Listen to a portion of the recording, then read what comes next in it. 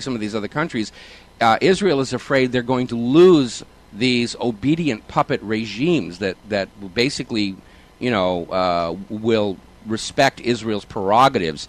So, and maybe I'm misunderstanding your question. I think Israel's concern is that one by one, these countries are breaking free of Israel's control and of the IMF. And again, it isn't just in the Middle East. It started with Iceland, and it's over in Greece, and we're probably going to have one here very soon because we all understand. We're starting to wake up and realize we are not free people. We are enslaved by the IMF and by these private central banks, and we are enslaved by them because we believe it's the way it's supposed to be. We've been brainwashed by the educational system to believe that private central banking is the way we're supposed to live our lives, even though it plunges us all hopelessly into permanent debt. And yet we understand that was not the way the United States was set up. And other countries, the people of other countries, are starting to wake up and realize this as well. They're beginning to recognize private central banks are pyramid schemes that are designed to plunge the people into hopeless debt and to take all the real wealth of the country and put it in the pockets of the bankers.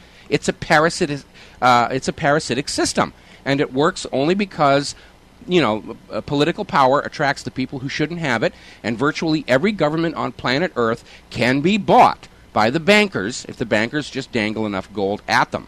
And so a lot of people are really waking up to that, and they're beginning to understand that the enemy of the people is their own government. That's what happened in Belgium. And these private central banks.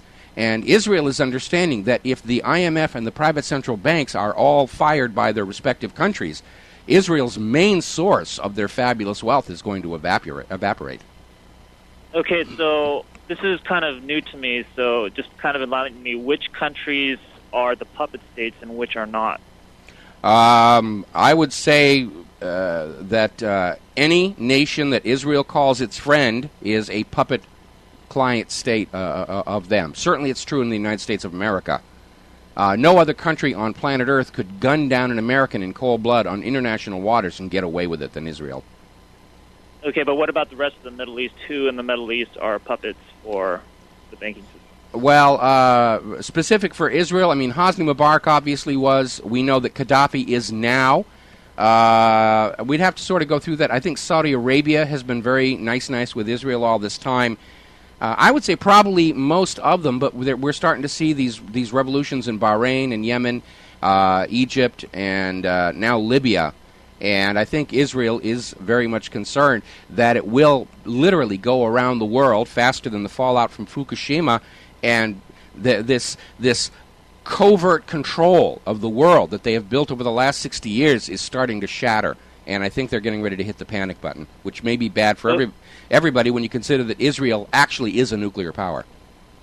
Okay, so basically what you're telling me is that nations around the world, they're all trying to break free from the system. Yes, the people of those nations around the world are trying to break free from the system. And it started in Iceland, and the rest of us are saying, hey, there's a better way to live our lives, and it's free from these big, huge governments that always make war, and it's free from these private central bankers that are designed, by design, plunge us into debt and hold us in debt, and all it costs them is the cost of ink and paper, and all it costs us is a lifetime of servitude and labor to give the proceeds of that labor to these private central bankers. So what would happen in the event that they feel like they're completely losing grip of the system? They're doing it now. They're going to start declaring war on everybody and just try and get a good world war going in the hope that we'll all forget what the initiating event was. Just like, even today, Israel tries to keep people from remembering that what started World War II was not Hitler just being a jerk, although he was. It was Israel, or not Israel, but the global bankers declaring war on Germany's new banking system. Remember, what happened is that in following the economic deprivations of the Weimar Republic and their private central bank that was imposed on them at the end of World War I, Adolf Hitler kicked out the private central bank and he started issuing a state-issued currency, the same that Gaddafi has been doing down in Libya, a state central bank issuing the public currency interest-free. And because of that simple little device, Adolf Hitler turned Germany's economy around. But of course, this was an absolute slap in the face to the global bankers, who don't want government-issued currencies. And they fought against it when Lincoln did it. They fought against it in the American colonies. And they fought against it in Germany by declaring a global boycott against Germany to try and destroy Germany's new economy. And that is what set the stage for World War II. But they don't want you to think about that anymore. Just like today, if you go to public school, they don't talk about the Currency Act as a cause of the American Revolution. They talk about the tea tax, and they talk about the Boston Tea Party, and they talk about the Stamp Act, and all of these other things, but they very, very rarely mention the Currency Act, which was the real issue, because the American colonies were printing up, and the government of the colony was issuing their own currency, and it meant there was enough money for everybody to be employed and for nobody to have to be poor. And the Bank of England saw that and said, we can't have that, because if the people of Europe realize there's a different way to live, they're all going to want that here. And so they got King George III to impose the Currency Act on the colonies, and within a couple of years, the American colonies were suffering the same poverty and massive unemployment as Britain at the same time. And it was the anger from that that powered the American Revolution. They don't want you to think about that now, because any smart kid in class is going to say, wait a minute, that's the banking system we have now under the Federal Reserve. And that's what they don't want you to remember. We are living under the banking system that the American Revolution was fought to free us from. But more and more people around the world are beginning to wake up and realize that the clash of civilizations we're always hearing about is actually a clash of banking systems. And the current banking system is a system of enslavement, and people want to be free. Okay, last question. How do we, the people, stop World War III? We simply refuse to show up and take part in it. And we know right now that we're seeing the U.S. government and now Israel just flinging bombs in all directions. But I think the reality is going to be that the United States was able to get into World War I and World War II because they were able to convince the majority of the population that it was right and moral and just. But right now, the American people understand we live under a government that lies to us about practically everything. Also, smart Americans are well aware we don't have the resources to win a new world war. If we get into a new world war, we're going to lose it. We don't have the manufacturing, we don't have the boots on the ground, we don't have the money, and nobody will loan it to us to go out and win a new major global war. All we've got are the nukes, and I'm very worried that we might start seeing those getting flung back and forth when our government starts to collapse and realizes it has no other options. So we just, as the American people, we just stand up and say no. We have a right to say no. We have the freedom to say no. There is no freedom without the freedom to say no, and we need to say no to World War III. It's a really bad idea. It's going to get a lot of people killed, and all it's going to do is make the bankers rich and everybody else in debt. And that's all war ever does. It is the essence of the banking industry, to keep everybody in permanent debt slavery. It is a slave system. And you go along with it because you've been brainwashed to believe that's the way life is supposed to be. All right, we got to take a break here. We'll be right back after these words from our sponsors. Thank you for the call, Danny.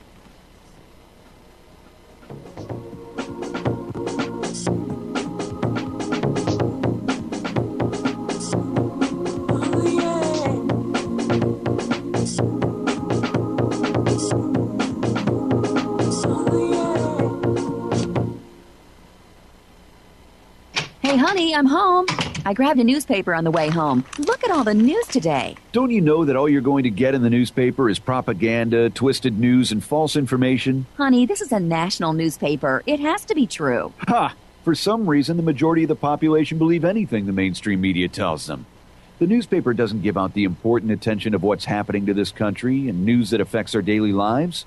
Say, does that newspaper mention anything about the North American Union? No, not that I can see. I didn't think so. You need to go to www.newswithviews.com, where truth is more important than political correctness. That's www.newswithviews.com. Hey, don't throw that away. We can use that in the birdcage. Okay, move over. Let me start reading newswithviews.com. The truth? Read all about it at newswithviews.com. Newswithviews.com, where reality shatters illusion. Extend your life with Extendovite. When I had a heart attack at 42, I was not sure what the future held. But a year later, the doctors could find nothing wrong with me and took me off all my medication. What did I do? I took a herbal mixture of garlic, cayenne, and a few other herbs mixed in liquid form. I now call this Extendovite. I would have never believed that a few simple herbs could actually change my life like they did. Now it's your turn to see what the powers of garlic and cayenne can do for you. For only $69.95 plus shipping and handling for a 2-month supply of either capsules or liquid, you too can begin on your path to better health. For more information, call 1-877-928-8822. That's 1-877-928-8822. Or visit our website at heartdrop.com. Extend your life with Extendovite. Are skyrocketing prescription costs draining your budget? If you don't have insurance or are taking medication not covered by insurance, the Powerhouse Savings Card can lower your prescription costs by up to 50%. Now you and your family can save 20 to 50% on all prescriptions. It's accepted by most pharmacies and mail-order pharmacies nationwide. No prescription card is easier to use. Just show your card and save 20 to 50% right on the spot. There are no monthly fees, just a one-time processing fee of only $4.95 for you and your immediate family.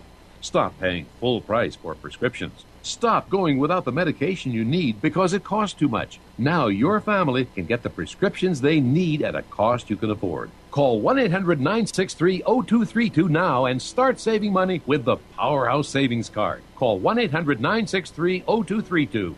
1-800-963-0232. 1-800-963-0232. Some are maxed out all their credit cards. Some are working 2 jobs and living in cars. Minimum wage won't pay for a roof, won't pay for a drink. If you gotta have proof, distract yourself, Mr. CEO. See how far 5.15 an hour will go.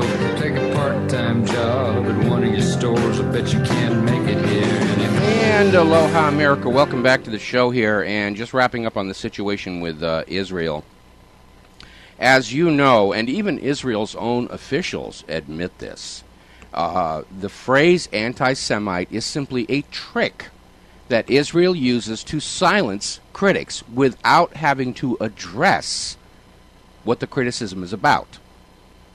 Israel shouldn't be dropping white phosphorus on school children. You're just being an anti-Semite. This is like saying Hitler didn't really do anything wrong. You just hate the German people, don't you? Well, they've used anti-Semite so much, they've basically burned it out. You hear, 10, 15 years ago, anti-Semite, I don't want to be confused with one of those. And these days, it's like, it's no big deal.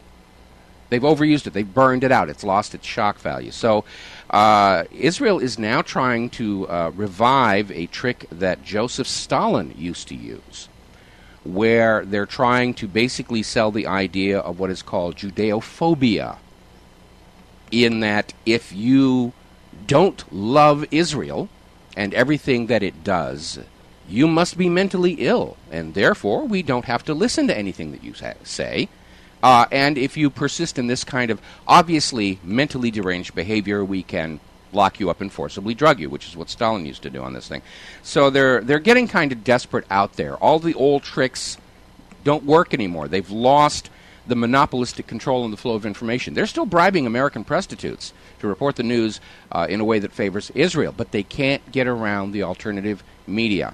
They've tried to buy up huge chunks of it. Every time they invest a huge amount of money to create a new phony blog or alternative media star, people start realizing it's the same old propaganda in a new wrapper, and they drop it and they go, again, looking for where the truth is going to be found. And so Israel is panicking because they've lost that lock on the perceptions of the people of the world, especially America, which provides so much of the gold and blood for Israel to carry out what it does, and not to mention political cover at the United Nations.